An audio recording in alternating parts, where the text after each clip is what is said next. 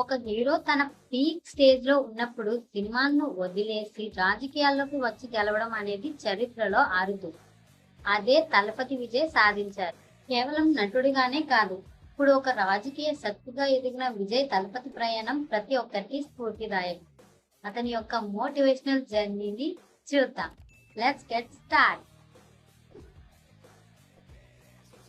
విజయ్ 22/1974న చెన్నైలో జన్మించారు. ఆయన అసలు పేరు జోసెఫ్ విజయ్ చంద్రశేఖర్. విజయ్ జీవితంలో అతిపెద్ద విషాదం ఆయన చెల్లెలు విద్యా మరణం. ఆమె చనిపోయినప్పుడు విజయ్ వయసు కేవలం 9 సంవత్సరాలు మాత్రమే. ఆ సంఘటన విజయ్ని చాలా నిశ్శబ్దంగా మార్చేసింది. ఇప్పటికీ ఆయన తన ప్రొడక్షన్ హౌస్ కు విద్యా మెజెస్టిక్ అని పేరు పెట్టుకుని ఆమెను స్మరించుకుంటున్నాడు.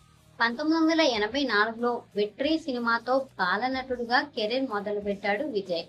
18 ఏళ్ల వయసులో నాలయ్య తీర్పు సినిమాతో హీరోగా పరిచయం అయ్యాడు.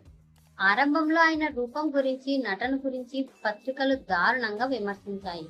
ఒక మ్యాగజైన్ అయితే ఇలాంటి మొహం ఉన్నవాడు హీరో ఏంటి అని రాసింది.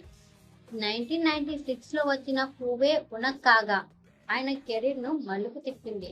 ఆ తర్వాత గిల్లీ సినిమాతో బాలీవుడ్ బాక్స్ ఆఫీస్ రికార్డును తిరగరాకి తలపతిగా ఎదిగాడు విజయ్. విజయ్ భార్య సంగీత స్వర్ణలింగ.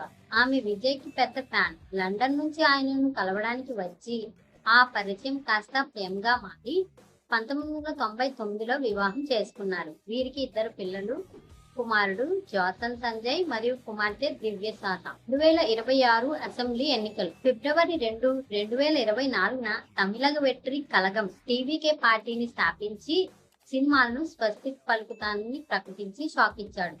2026 ఫలితాలు. మే 4, 2026న విడుదలైన తమిళనాడు అసెంబ్లీ ఎన్నికల ఫలితాల ప్రకారం విజయ్ సంచలనం సృష్టించాడు. ఆయన కేవలం నటుడే కాదు, అద్భుతమైన గాయకుడు కూడా. ఇప్పటి వరకు 30కి పైగా పాటలు పాడారు.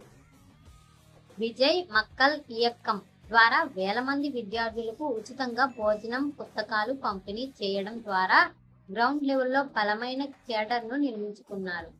ఇదే ఆయన రాజకీయ విషయానికి పునాది వేసింది. ఆయన పార్టీ 108 స్థానాల్లో విజయం సాధించింది. సింగిల్ లార్జెస్ట్ పార్టీగా అవతరించింది. దశాబ్దాలుగా ఉన్న డిఎంకే, ఏఐఏడిఎంకే ఆధిపత్యాన్ని చెరిపేసి ది హీరో నుంచి రియల్ హీరోగా అసెంబ్లీకి అడుగుపెట్టారు.